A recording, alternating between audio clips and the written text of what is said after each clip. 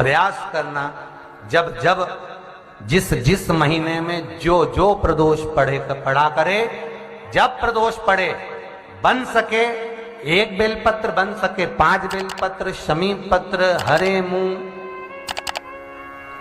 हरा मूंग, बेलपत्र, एक कलश के अंदर थोड़ा सा पानी लेकर 1 बेलपत्र, हरा मूंग, शमी पत्र डालकर और उसमें थोड़ा सा गुड़ डालकर भगवान शिव का स्मरण कर कर प्रदोष काल में, मान लो कोई काम आपका बहुत जरूरी है, बहुत दिनों से आप थक गए हैं, नहीं हो रहा, कर्जा बढ़ रहा है, धन नहीं आ रहा, व्यापार नहीं चढ़ रहा, या कोई समस्या बहुत प्रबल है, कोई एग्जाम में बैठ रहे हो नहीं हो रहा, परीक्षा भी दे दी है, रिजल्ट आने ही वाला है, तो भी प्रदोष काल में, प्रदोष के समय वो जल, मूंग, शमी पत्र और बेलपत्र और गुड़ का शंकर के शिवलिंग को समर्पित करना प्रारंभ कर दो। 2 या 3 प्रदोष करोगे, बाबा आपकी मनोकामना शीघ्र पूर्ण कर देगा। 2 या 3 करोगे, बाबा करेगा। गुरुवार की प्रदोष पड़ती है तो शिव गंगा के स्थल पर निवास करते हैं। गुरुवार की प्रदोष शत्रुओं का नाश करती है। ऐसी प्रदोषों का नियम वर्णन किया, फिर लिखा शिव महापुराण में, बड़ा सुंदर लिखा विद्यार्थी जी ने। मान लो आप प्रदोष का व्रत नहीं कर सकते,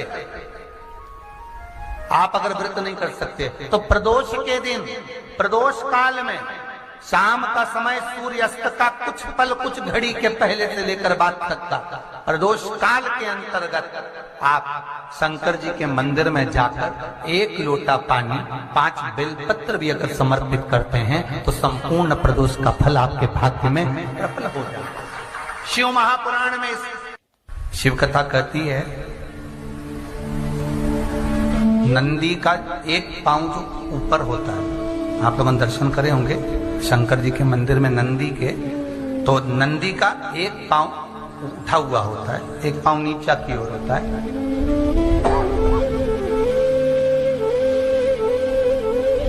शिव पुराण की कथा कहती है, मान लो कोई हड्डी से जुड़ा हुआ रोग,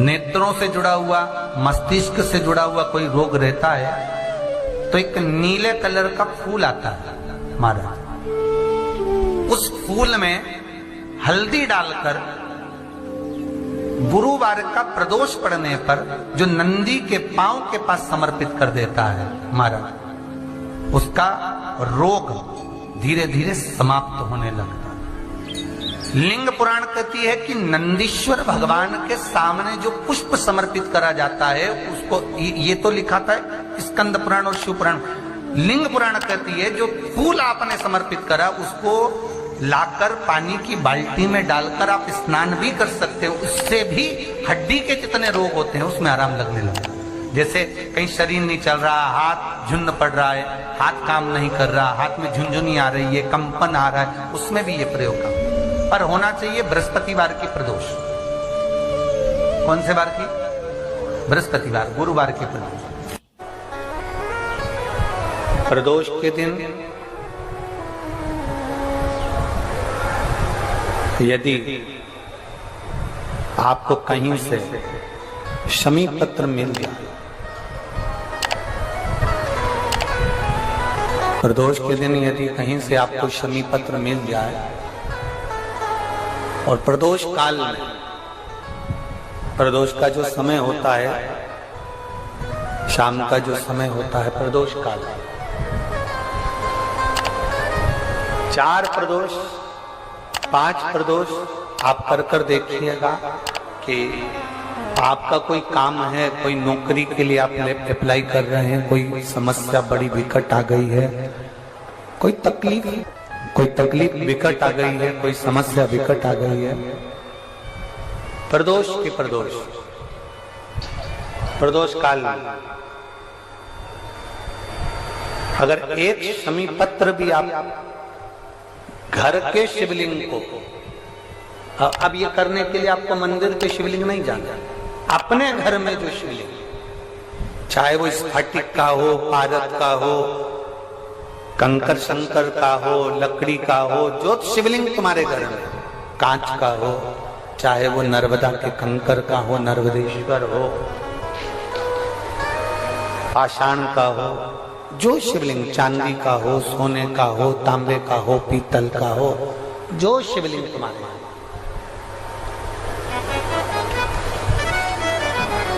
एक शमी पत्र यदि आप भगवान शंकर के शिवलिंग पर समर्पित कर रहे हो और उस शमी पत्र को उठाकर रात्रि को 9:15 की जो एक मुहूर्त होता है, एक समय होता है, जिस समय पर हम अपने मन की बात भगवान शंकर को कहते हैं, पूर्व में भी इसका वर्णन हम कर चुके हैं कथाओं में। उस 9:15 पर वो शमी पत्र को उठाकर एक कागज में, एक कटोरी में उसको रखते हैं। 4 या 5 प्रदोष के उस शमी पत्र को अपने पास में रखिए और जिस कार्य के लिए जा रहे हो उसको जेब में ऊपर के भाग में उसको रखकर लेकर जाइए। आपका वो कार्य सफल होकर ही रहेगा, वो रुक नहीं सकता।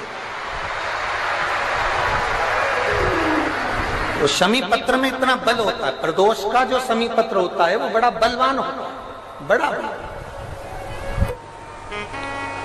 प्रदोष, शिवरात्रि, सोमवार की अष्टमी, प्रदोष भी हर महीने आती है, शिवरात्रि भी हर महीने आती है, सोमवार भी हर महीने 2, 3, 4, 5 पड़ी जाती है। सोमवार की अष्टमी जरूर साल भर में 4 या 5 आती है। सोमवार, प्रदोष, शिवरात्रि, सोमवार की अष्टमी, ये वो तिथियां हैं, ये वो वार हैं। अगर कोई भूल से भी शंकर भगवान के शिवलिंग का निर्माण करता है या अपने घर में रखे हुए शिवलिंग पर शमी पत्र को समर्पित कर देता है तो जिंदगी में उसका बाल बांका हो ही नहीं सकता। प्रदोष के शमी पत्र में बल होता है, प्रदोष के शमी पत्र में। मैं सुनील जी को धन्यवाद दूंगा, आपको बहुत बहुत साधुवाद। ये 5 दिन की कथा में 22 तारीख को प्रदोष पड़ रहा है और बाबा की कृपा है आप पर, जो ये प्रदोष के समय पर भी कथा चल रही है। कथा का समापन 23 को है पर 22 को प्रदोष पड़ जाएगा। कितने किस्मत वाले हैं रेवाड़ी वाले, घर जाके नजर उतरवा लेना राइनोन से हो।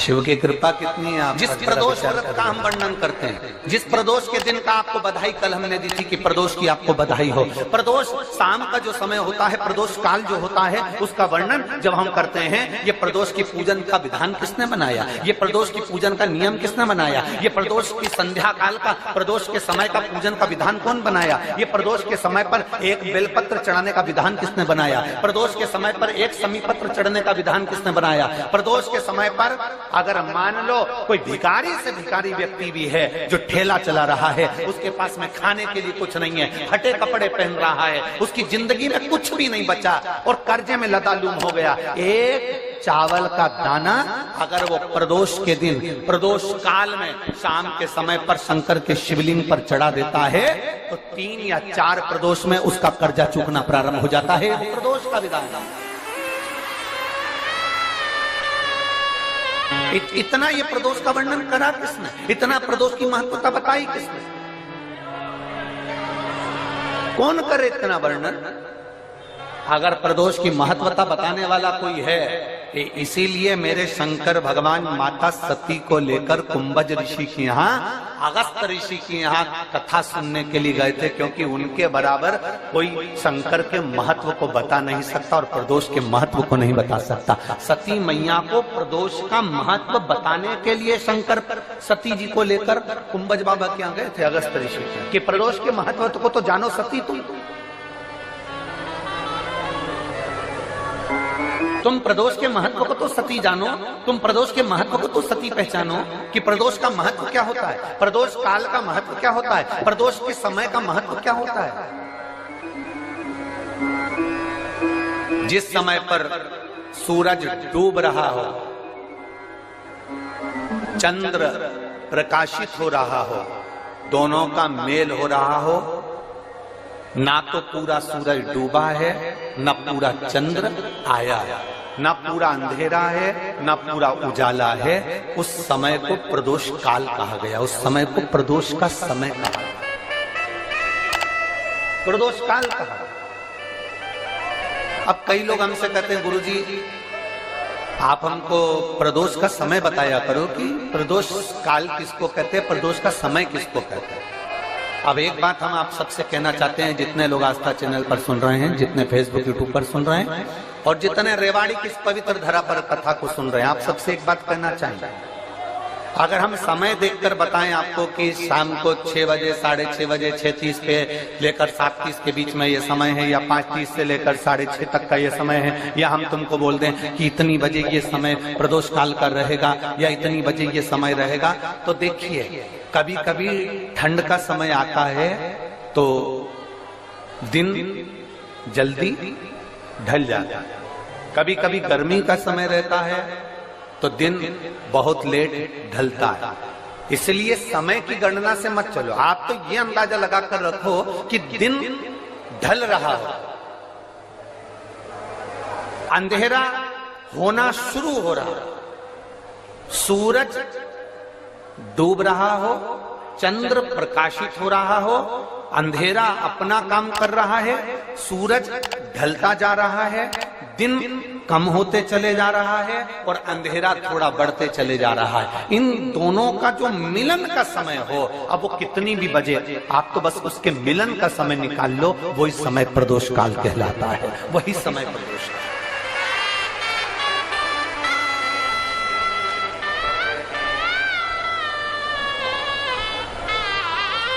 अब प्रदोष काल की पूजन का विधान किसने बनाया? कोई आपसे पूछे तो क्या बताओगे? जम के बोलो जल्दी से, कौन ने बताया था? अगस्त ऋषि। सबसे प्रदोष व्रत का नियम जो आप ले रहे हैं, प्रदोष व्रत को जो आप श्रवण कर रहे हैं उसको जरा ध्यान से सुनिएगा। सबसे पहले स्नान ब्रह्म मुहूर्त का, सुबह का, उसके बाद में फिर आसन पर बैठकर भगवान की भक्ति को धारण करना, शंकर का अनुमोदन करना, शिव भक्ति में डूबे रहना, शंकर का स्मरण करना, शंकर के नाम का स्मरण करते रहना, ये प्रदोष का मूल तत्व। महाराज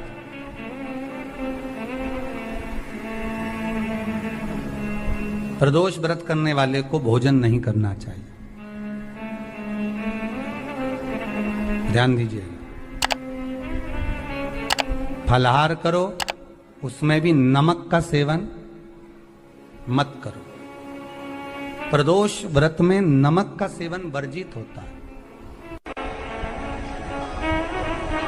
कोई कैसे कहते तुमको कि तुम अभागे हो? ना ना, हमारे बराबर भाग्य नहीं है किसी का।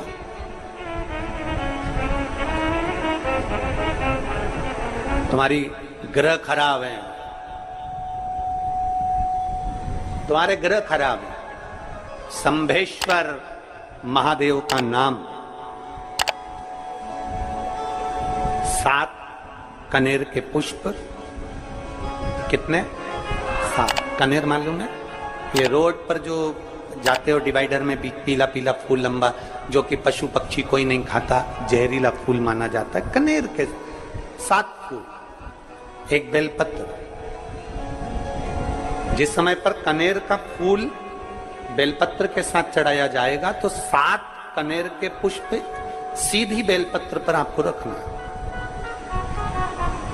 2-3 प्रदोष कर कर देखना।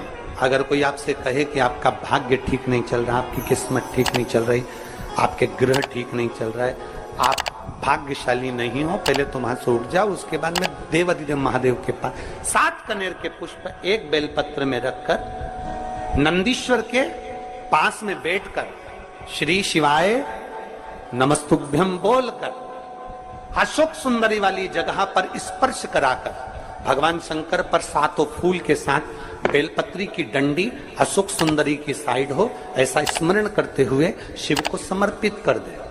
वही बेलपत्री 5 बार नमः शिवाय या पंचाक्षर मंत्र, षडाक्षर मंत्र या श्री शिवाय नमस्तुभ्यम बोलकर वही बेलपत्री 3 प्रदोष, 4 प्रदोष, 5 प्रदोष, 2 प्रदोष, जितने प्रदोष आप चढ़ा रहे हैं प्रदोष काल में, वो बेलपत्री लाकर अपने कक्ष में अपने पूजन वाले स्थान पर रखते जाओ।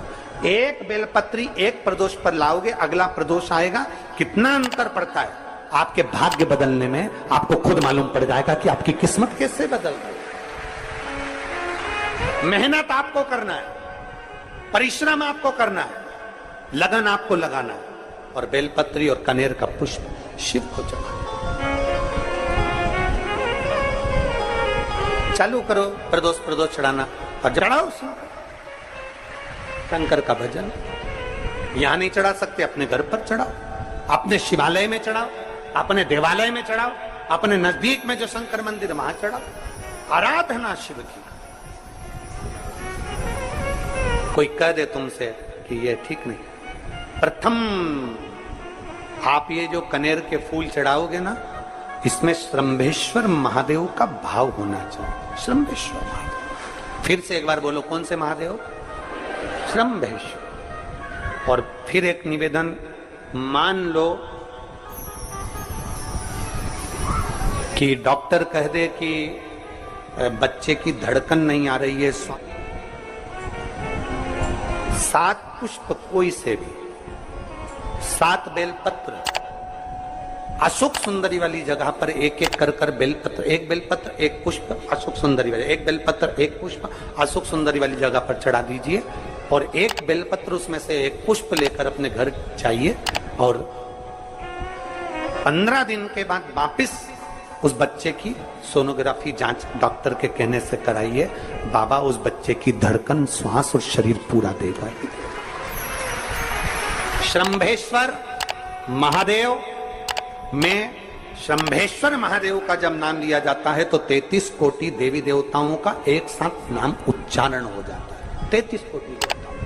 श्रंभेश्वर, बोल श्रंभेश्वर महादेव की जय। श्रंभेश्वर भगवान का स्मरण किया है। आगे वर्णन आया है भगवान के सुंदर आनंदमय स्वरूप का।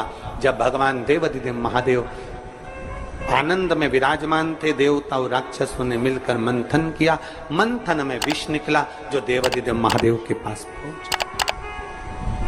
शिवजी ने विष को धारण करा, क्योंकि घर का जो बड़ा होता है, घर का जो बुजुर्ग होता है, उसको बहुत सहना पड़ता है, बहुत सहना पड़ता है। घर का जो बुजुर्ग है, घर का जो बड़ा है, उसको सहना पड़े, सहन करना पड़े, और सहने की आदत होना भी चाहिए।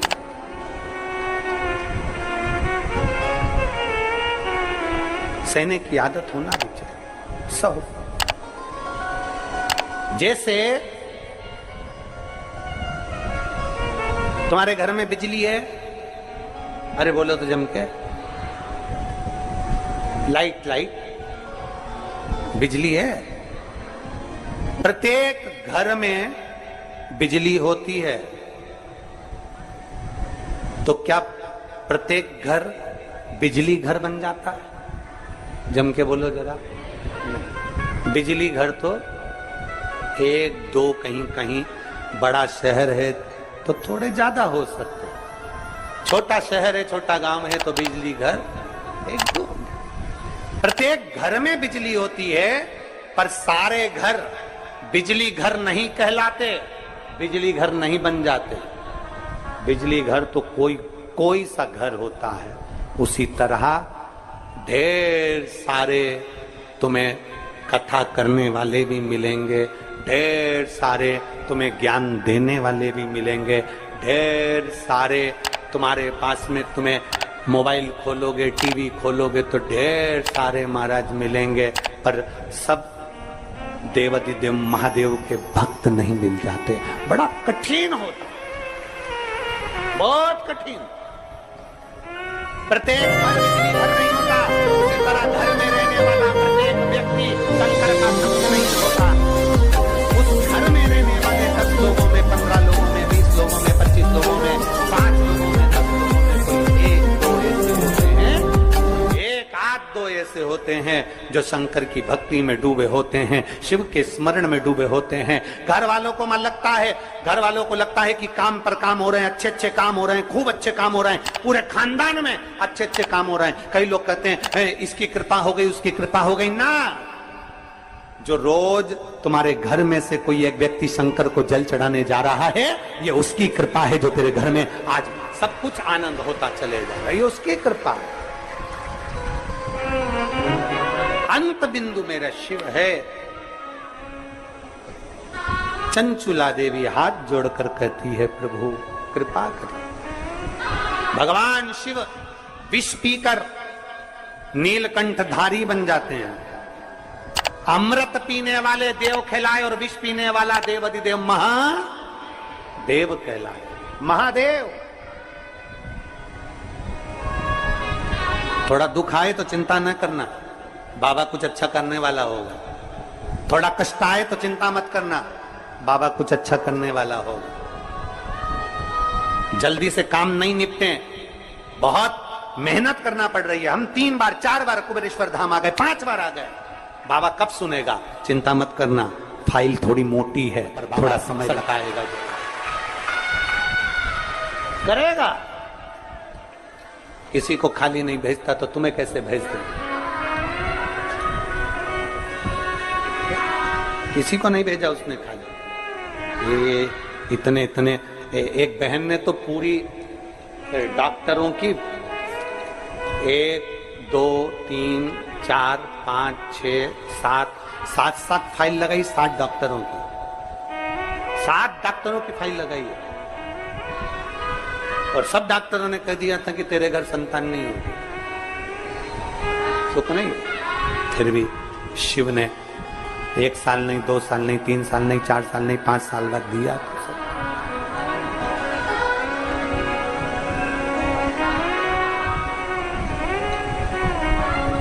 देता जरूर है, थोड़ा समय लग सकता है। विष पीने के बाद भी बाबा का नाम नीलकंठधारी हो गया, त्रिपुंडधारी हो गया, त्रिकालदर्शी, कैलाशी, अविनाशी। क्या नहीं देता? शिव कथा कह रही है, भगवान शंकर का चरित्र कह रहा है, शिव महापुराण की कथा कह रहा है, ओगड़दानी का चरित्र, बाबा के सुंदर 12 ज्योतिर्लिंग का चरित्र श्रवण कराया, वर्णन किया। फिर वर्णन आया है मल्लिकार्जुन का। कार्तिकेय बाबा जब रुष्ट होकर चले गए तो उनको श्री शैलम पर जाकर मनाया, मल्लिकार्जुन के रूप में विराजमान। जब अपने नजदीक में, अपने क्षेत्र में शिव महापुराण की कथा हुआ करे तो 7 दिन नहीं तो छठे दिन, 7वें दिन, एक दिन जाकर बाबा की उस धरा को प्रणाम जरूर करा।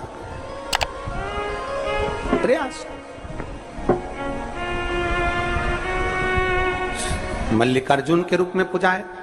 तीसरा महाकाल जी का वर्णन किया, दूषण नाम के राक्षस के संहार के लिए भगवान काल अधिपति महाकालेश्वर बन गए। फिर वर्णन आया है श्री ओमकारेश्वर जी का, विंध्य नामक पर्वत के तप करने पर भगवान ओंकार के रूप में विराजमान। अगला वर्णन आया है केदारनाथ नर नारायण के तप करने पर भगवान केदारेश्वर के रूप में विराजमान।